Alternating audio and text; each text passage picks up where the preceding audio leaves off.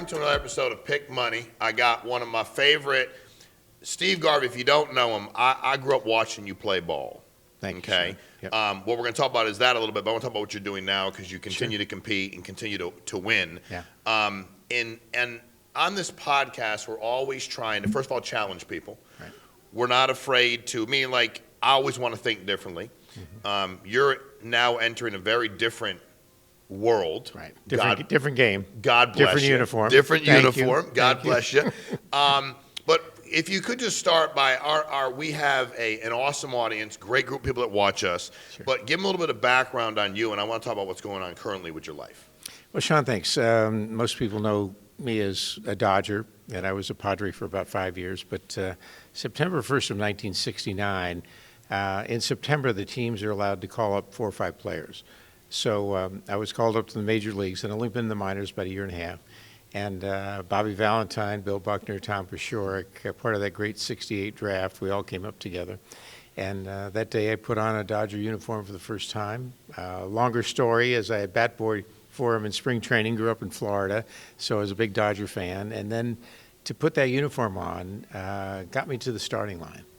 And that day I struck out against a little lefty from the Mets, Jack DeLora, but just missed 2 home runs. And I went to the dugout, Walter Olson said, "Well, kid, quite an auspicious start." He said, "You just missed 2 home runs, you struck out." He says, "But you probably get a couple thousand hits when it's all over." And ended up with about 2,600 and 18 and a half years in the majors, 2 teams. But what a tremendous opportunity to live out my dream. And I think when we talk about life in America now, the ability to dream has been suppressed. And I think that's maybe when we talk about my career and then relative to Steve Garvey 2.0, 2024 at the age of 75. It's been a wonderful life full of chapters, but a very challenging time in my life. So you had an unbelievably successful sports career. Yeah. And when was the first time that you decided, man, I want to get involved, I want to make a difference politically, I want to run? When did that for you ferment, or when did that begin? Well, Sean, it really began in 1974. That was my emerging year. I was a write-in candidate for the All-Star game. My name was on the ballot. Ended up going to Pittsburgh, starting, winning the MVP. Mm-hmm. You know, my brightest moment in my first 3 years of my career. And that was the beginning of starting to feel confident about who I was, starting to grow my game, to understand my capabilities, understand how to go about, managing a career on and off the field. So, almost 19 years later, going from third base to first base, and God delivers a path for us. Won 4 Gold Gloves, errorless season, played in 5 World Series, World Championship in '81. But all that teaches you a lot about life on and off the field. And I realized when I had a voice that there were things I could do with charities, things I could do back in Washington, advocacy days for ALS, MS, those things. So that when I retired from baseball, it was the beginning of Steve Garvey 2.0. And when I retired, because I had Ronald Reagan as my mentor, and he the advance team used to ask me if I'd introduce him on his campaign trail. And I went back to the White House frequently. But I learned a lot about a fellow who was a Democrat who decided that there was a path that he felt more comfortable with, and that was being a moderate. I mean, a lot of his Democratic philosophies before he became a Republican were moderate philosophies now. So I'd introduce him at campaigns, and a lot of times it was after a governor or a senator had done some introduction. And '84 was an interesting year where 10 days before the election in '84, I got a call, "Would you come and be part of a big rally on the lawn of City Hall at San Diego?" Mm-hmm. And I said, "Absolutely." So I got there about 9:45, and there was Pete Wilson, the senator, Governor Duke Majan. And I said to the advance man, I said, "Do you want me to introduce the governor or the senator?" He says, "Oh, no. The president wants you to introduce him." I said, "Oh, my Lord, I can't do this. We've got these those other people career, politicians." He said, "No, you had a better year than they did." So, and we, of course, had taken the Padres to the World Series for the first time. But on that path, people thought that when I retired in '88, that I would possibly go into politics, but there's always the right time, and it wasn't the right time. I was going through a transition in my personal life, and then all of a sudden in March of 2023, I woke up one morning and I turned TV on. It was a dysfunctional Washington, and there was a snarkiness between politicians who were supposed to be representing us and not 180 in terms of the different parties.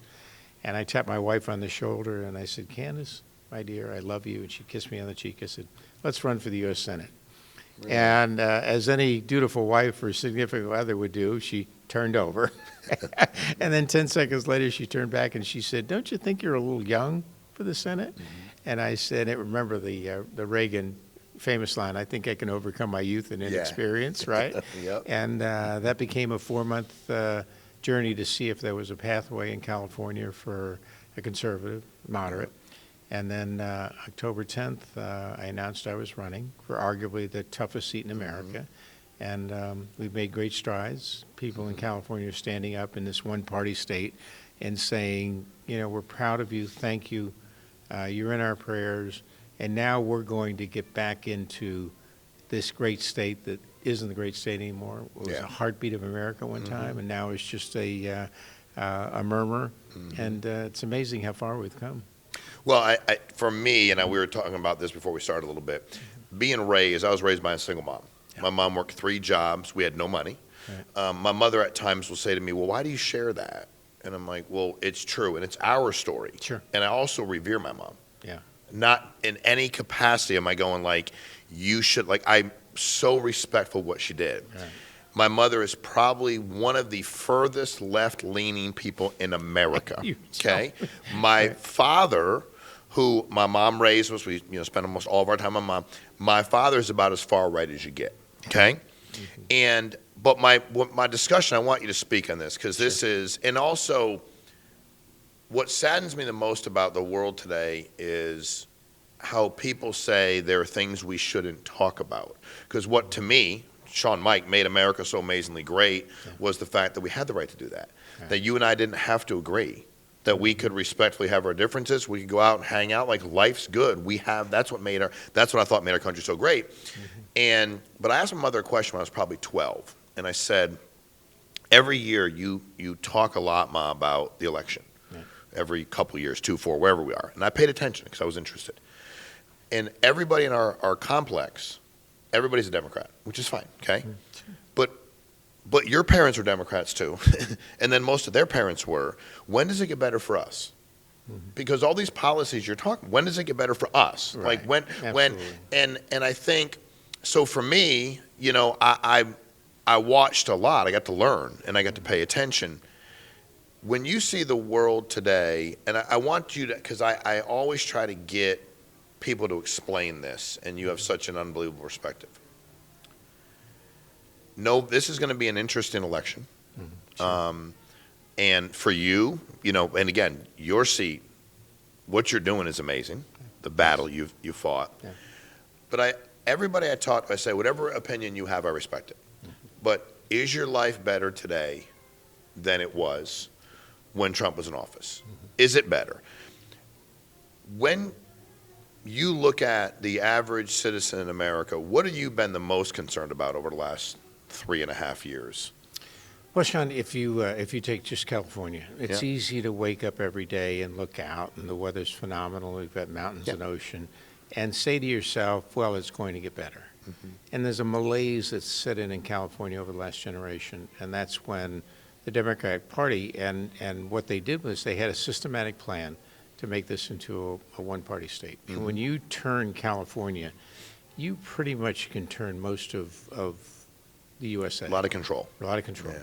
So I think what's happened is it's gotten so bad that people are standing up now. And remember Network, the movie, where Peter Finch is the aging, broadcaster, and they're going to put him out to pasture, and he ends up with a gun on stage, and he's waving and saying, "I'm mad as hell. I'm not going to take it anymore." And the producer says, "Wow, this is great live TV," right? It's great reality. Where in essence, I think the people of California, and when they heard I was running this, said, wait a minute, we know who Steve Garvey is. We know what he believes in, my faith. how I conducted my life, how I played the game. And and when I speak, I always say very few of us get to go to work in front of 30, 40,000 live people who are critiquing us. And it's very humbling, and there are good days and bad days. But it's how you play the game and your commitment, your dedication.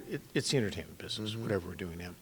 So I think they knew who I was at Steve Garvey. Now, Steve Garvey 2.0, and people say, why would you run at 75? You've got this great life. You've accomplished a lot.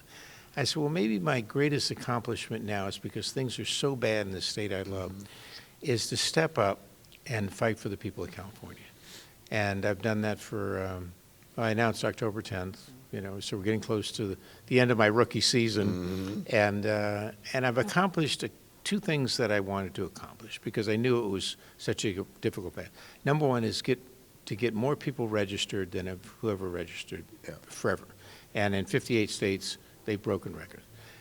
The other thing is to get people to stand up and get involved. And what I did in the primary shocked everybody. I beat the cabal of Barbara Lee and Porter and Schiff. Were you shocked?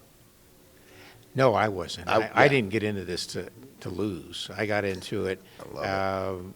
People said, why? I said, not because it's easy, but because it's tough, and because when you accomplish something that's difficult, it means more to you because the effect it has, the extensional effect. And in California, I wish you would have told me. It's 800 miles north to south and 250 east. But I've been over California 50 years.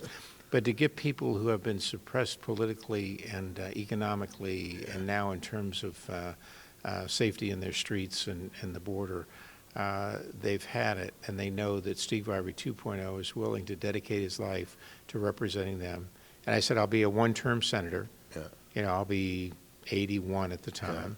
I'm in pretty good shape. And you are. Look like you still play oil ball. of Olay is working, and I noticed you're putting it on your head. You look Yes, I am. I'm trying. But to be able to get up every day, and I use these baseball terms, and people love them, to go to bat for the people of California in this country, to be able to take what has been a suppression of 4 years ago when we were vibrant. There weren't theaters around the world where we were engaged in potential threats by our adversaries. People were saving money. People were able to afford the schools that they wanted to for their children. And they weren't getting up like they do in California now. 85% of the people get up in the morning and hope to break even. And knowing that they'll probably lose money that'll end up being $8,000 to $9,000 to $11,000 a year. And that's not right. That's not America. You see somebody walk out with handfuls of purses and $900 to $1,000 worth of goods, and they don't prosecute them. They don't even pick them. That's not America. No. Let's get back to the fundamentals: Constitution, life, liberty, pursuit of happiness. Well, it's amazing. I was at a Niners-Rams game. I think it was a Niners-Rams a couple of years ago. And this fight breaks out in the stands, okay? And it's not much. Wasn't the Raiders, huh? No, it wasn't much of a fight like most of the fan fights are. It was a bunch of weird, And I was with two of my buddies, and they said, what are you going to do? I said, we're going to do nothing unless, these are guys, And then all of a sudden I hear this lady, and she's going to get involved. So I'm like, now we got to get involved because we can't let her get involved. No. And we just grab these guys up. We don't hit anybody. We grab them up, scoop them up. And the cops come about 40 minutes later. So finally I see the sergeant. I say, can I ask you something? What were y'all watching? And he said, we're in California. I said, what do you mean by that? He said, we're in California. We're not allowed to do anything. I have nothing but, I'm sorry, but I have a family too. I have nothing to lose. I have nothing to gain. If I go there, God forbid somebody bumps into me, the state I live in, I can't do my job. As close as, and I live in southern Florida. The border for me is a massive issue. It doesn't seem to matter where you live because, all 50 states are border All 50 states are border states, right? For you, and I believe in you, I'm not betting against you ever, so when you win, what are a few, for you, for your perspective, obviously it affects California, all 50 states, but what are some things that we can do as a state, as a country, to take control back of our border? Because we have none. Well, the first thing you have to do is secure it. Whatever it takes, whether it's It's the National Guard, whether it's military, secure the border. The next thing is to address the border issues, which are the vetting of these people who are attempting to come across. And the people I feel the worst for are the people that around the world have gone to embassies in their country, have registered the right way to come to the United States, who are ready to come, are sitting there, tens of thousands, who are seeing illegal immigrants come across the border because we have an administration that welcomes them. Correct. And realizes, and I heard this the other day, that the goal was 20 million immigrants, right? And you and I both know why. Yeah. It's the power to vote and to be able to put people in positions. And then the jurisprudence. We need more judges. We can't let people come across the border. And I've been to San Diego several times. To raise your hands, and within 72 hours, you've got a debit card, you've got a bus ticket, and if you decide to stay in California, you've got welfare. You have all these benefits that people that are here the right way, that are citizens, are struggling to have. And that's wrong. That's not what this society is all about, that's built on the greatest constitution in the world. So once we start to get control of that, by the way, finish off the wall. I've seen the wall, right? It's pretty ominous. It's 35, 40, right? You take a look at it. I've seen it, yes. And they still try to climb it, and they fall down. And twice now, I've been to the border, spent about 7 or 8 hours, and there are ambulances all day long picking up these people who think they can climb that. They can't do right? it. No. So then when you hear, well, like with former President Trump, we're going to export all these people. And in theory, you're going to an absolution of it. In reality, there's no way you can do that. Correct. What we need to do is we have to go back to adding more of our Border Patrol, more of ICE, more of another, even a Secret Service coalition that starts to determine who are the terrorists. And by the way, the gangs are now infiltrating, if you notice, mid-sized cities where they can take over, not big city, well, even though New York, but they're able to control neighborhoods, and then they'll control the city. Yep. When you have a 60,000 person city and now 20,000 immigrants come in, it's just a recipe for disaster. So I think let's get back to common sense. Do we have compassion about the people that are here? Yes. But let's get back to law and order, whether it's at the border, in our streets. We've got to get back to a collective. Let's take care of the people who are U.S. citizens who are here the right way. Well, and I was reading something the other day that said 70 to 75% of Americans state in a few of these surveys that they're living check to check. That they're living check to check. They think about money they have to spend every single week. What is Adam Schiff's plan for that? Is there a plan? What does he say his plan? Because I'm really curious. My daughter lives in California. And I want to know because what makes me nervous about the Democratic Party in general is, what is the plan? Yeah. The plan can't be to continue to spend more money. And I'm asking this with all sincerity. You are, I know. Does Adam Schiff, do they really believe that we are that stupid? Or is it just doesn't matter? Like, what is the thought process? Well, it's a disregard for we, the citizens of America. Number one, they're career politicians who are. Which is why I love you. There should be a requirement that you had a job. That's so there should be a requirement if you run for office, you had a real job somewhere. You gotta have a real job. You don't have to be professional baseball for all these years, but you had a real job. You didn't get out of college that your mom and daddy put you through, and then you became a politician. Yeah. Like, you should have to have a real job. Well, you got to be able to manage people. You got to be able to manage business. You have to understand that business is about a quality product at a quality price, and it's about good service. And then it's about the ability for people to wake up in the morning, and I use this term, to reach for the moon, right? If you fall short, you'll be a star. Amen. But what's happening in California and around America is people get up in the morning and they don't have faith in the American dream anymore. And that's sad, because they should be able to know. And that's why I constantly hammer away at Adam Schiff, who for 25 years now, his single greatest accomplishment is the impeachment of Donald Trump twice. And I always say, if any of us are so fixated in one person, Yeah. we're disrespecting and we're forgetting about our family and our wives and everybody 100%. else that really matters. So, we have policy frequently. We're going to have one debate on October 8th, and he only wants to do ABC and for an course. hour at 5 in the afternoon. Of course. There'll be 8 people watching. But, and then he's pretty good standing up there and pontificating. Yep. But if you look at his website, he's got about 13 or 14 different policies that are ideas that no way could they be funded. Yeah. So he doesn't have a way to fund them. So career politicians do one thing very, very well. They throw money at things, and then they step back. Our money. Our money, Our money. right? That we work hard Illegal for. people do illegal Yep. things, and we have to pay for it. Yep. So I told, the day I announced, I looked in the camera and told people of California and America, my campaign's pretty much national, that I would never lie to them. I would always tell them the truth. I will go wherever you want to know what the real truth is. And that's why I've been to the border. I've been to the inner city. I've been to Israel. I went to Israel the end of June for a week. Went How to the was that? kibbutz. They always say it's life-changing, and it is. To see this country that you can put 7 Israels into California geographically.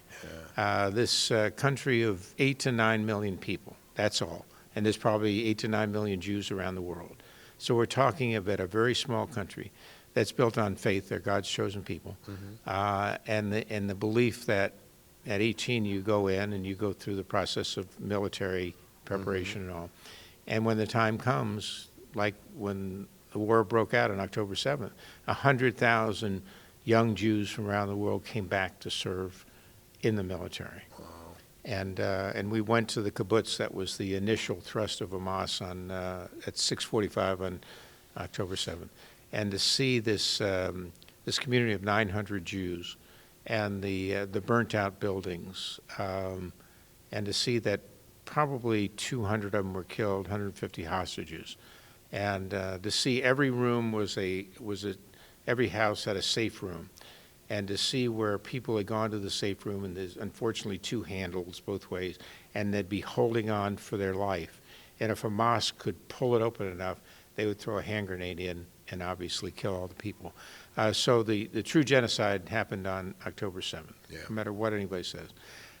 10 miles away was the music festival, Nova, where 3,500 kids were there from 6 p.m. to 6 a.m. It was an evening of celebration of music and dance. And at 6 o'clock, they were starting to leave. And Hamas, one of the 13 checkpoints, had gone through this one at Haifa, I think, Rafah.